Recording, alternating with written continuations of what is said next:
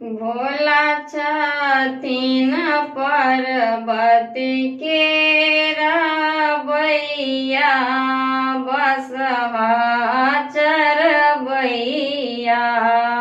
भोला छथिन पर्वत के रबैया, बसहा चरबैया। कहाँ शोभै नाग के माला, कहाँ शोभै बाघ के छाला।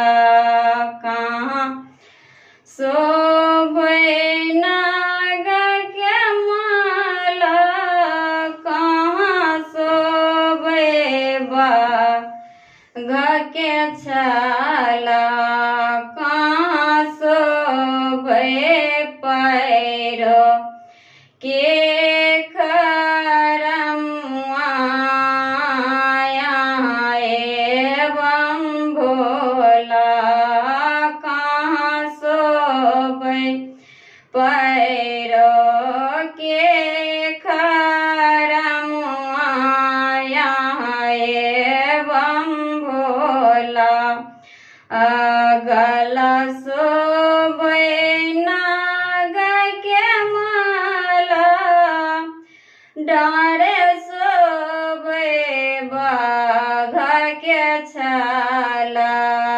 गल शोभै नाग के माला, पैर शोभै पैर खरमुआ।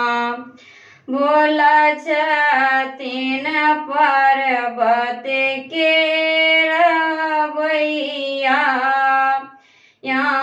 एवं भोला। माथे शोभै गंगा मैया नीर, एवं भोला। भोला छथिन पर्वत के रबैया, बसहा चरबैया।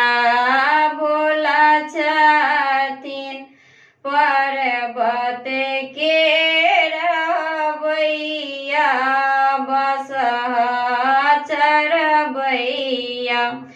हाथे शोभै त्रिशूल डमरुआ, एवं भोला।